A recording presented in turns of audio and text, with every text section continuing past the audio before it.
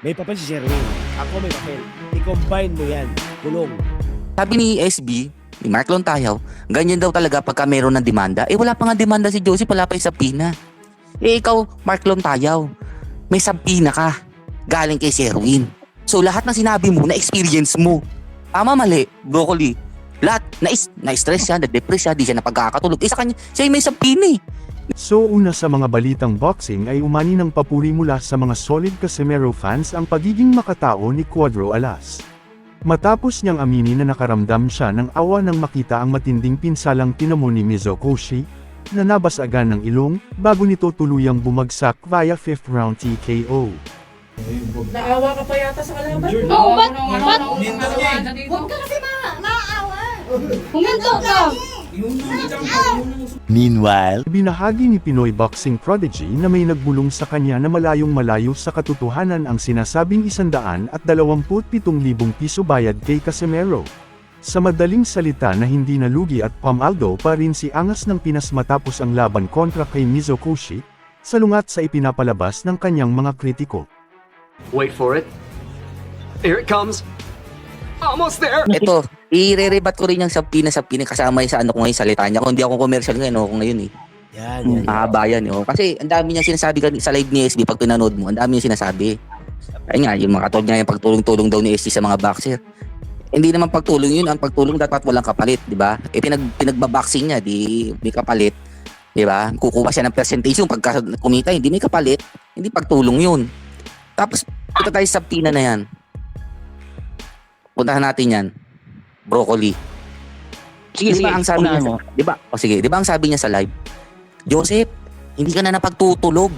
Joseph, na-anxiety ka na. Joseph, na may depression ka na. Diversion tactics. Kung kilala mo si Joseph, talagang ganyan mag-live si Joseph, 10 oras. May sangat, 16 hours mag-live. Yung matanda na si Joseph, 4 na oras, 5 oras lang natutulog dyan, tsaka si Mami Gino. Sabi ni SB, ni Mark Lontayaw, ganyan daw talaga pagka meron ng demanda. Eh wala pa nga demanda si Joseph, wala pa yung sabina. Eh ikaw, Mark Lontayaw, may sabina ka. Galing kay Sherwin. So lahat ng sinabi mo, na-experience mo. Tama, mali, Broccoli. Lahat, na-stress siya, na-depress siya, di siya napagkakatulog. Eh sa kanya, siya yung may sabina eh. Di ba? Lagi nga, di ba lagi nga pag madaling Tama, araw? Broccoli? Oo, di ba? Kita mo yung live niya madaling araw. Alas 4 yata, alas 3. Siya hindi na pagkakatulog, di ba? Eh siya bata pa siya, ito matatanda na to. Eh siya, di ba, natatawa ka ngayon, di ba, nire-rebat natin? Tama lang Lahat yan. na sinabi mo, lahat na sinabi niya doon na si Joseph daw na-stress kasi mahuhuyo na. Magkakaroon daw ng sabina. Eh, ikaw na-receive mo yung sabina, so na-experience niya yun. Yung comment niya pala na yun, based from his experience. Hindi, Brad. Ang akin lang, si Joseph makikita mong na-stress, naka-Amerikana nga kanina. Kaya nga eh. Tsaka ano yan? Tsaka bakit ma-stress, wala pa nga hawak. Siguro makakaramdam yan. Pag hawak niya na yung sabina sinasabi. Kaya, Siguro, di ba, maaari yung lahat. May stress ka talaga, biro mo, may demanda ka. Eh siguro siya, na-experience niya na yung pre. Di ba, Broccoli? Kasi na-receive niya na yung galing kay Sherwin eh. Siya naka-experience lahat nun. Tsaka isa pa, pag-usapan natin yung litrato nung, may pinakitang picture kanina nung bahay eh. Kanino bang bahay? Bahay naman ni Joseph yun eh. Bahay ni Joseph yun. Pero hindi kaya bawal yun? Pinapakita mo ang bahay ng isang, nasa YouTube, pinapakita mo kung saan yung Bawal location. talaga yun kasi ano yun eh. Oo, pwede mo, Diba? joke yun eh. Privacy act yan eh. Malaki Biro din mo, sa oo. Kung ikaw, Broccoli, kung nandito ka, sabi ko nga sa'yo, sa tagal ko rito, sa dami ng dinimanda ng ni Silver Boys, na sinasabi niya si Ultimo Sinimwell, yung si Lapul Buray, ang dami didemanda niya, sa totoo lang, di ko na matanda ang IP. Wala pa na ipakulong yan, wala pang napademanda yan. Pero si Sherwin, naniwala ko kasi meron palang sabina eh, ko lang nalaman. Si Sherwin palang legit. Kasasabihin pa ni SB na yung demanda ni Sherwin na-dismiss. Magpasalamat ka na lang kay Sherwin kasi nagpa-dismiss siguro. Di ba? Magpasalamat ka, maging thankful ka. Di ba? Wag mo i-discredit si Sherwin. Kung ikaw talaga, sabi mo, ikaw ay ganitong tao, ganyan tao, sa live, magpasalamat ka kasi hindi ka nakakulong, hindi ka natuluyan. Dapat, Pero, di ba? na-discuss Biro mo na. yung pina na yan nung araw. Kung ano i-discredit yung ginawa ni Sherwin, sasabihin mo na dismiss, ibig sabihin, natalo si Sherwin. Correct. Natalo si Sherwin sa'yo. Wag mo i-discredit si Sherwin Ilas. Napakabuti, bakit? Puta, sinira mo yung pamilya ng tao eh. Dapat lang idemanda ka eh. Tama. Ano ka ba ni Sherwin? Ano ka ba sa buhay ni Sherwin at ni Hanabi doon panahon na yun? Ako, ito ha. Baka magalit si Sherwin o si Hanabi sa akin. Hindi ka naman nanay at tatay ni Sherwin at ni Hanabi. Ba't ka nakiilam sa relasyon ng dalawa?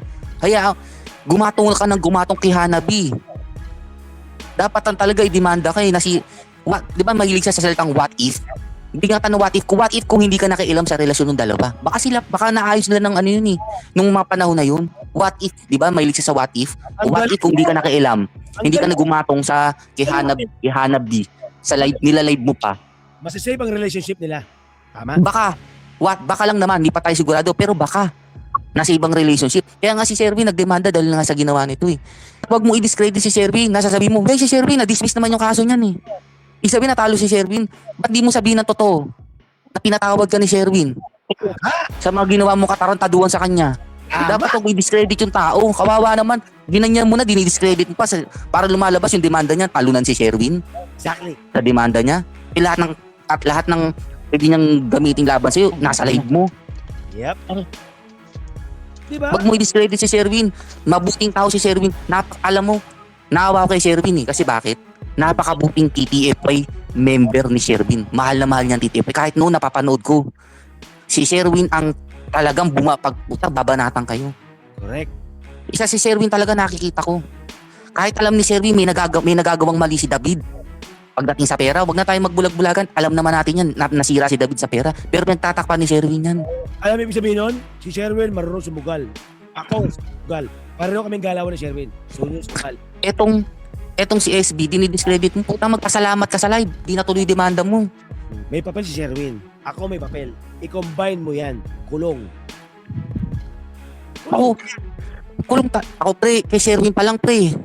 Alam mo na, kaya nga sinasabi ko napakabuti. Si Sherwin siguro, baboy magsalita. Mahilig magmura, baboy magsalita. Pero, mahabagin ng puso niya sa kaibigan. May prinsipyo siya. Putangin na. Paglabang kaibigan. Oo. Yun eh. Ay na. Pagkasama mo si Sherwin, kahit dito sa PSYT, naipagbackbakan niya si Sherwin.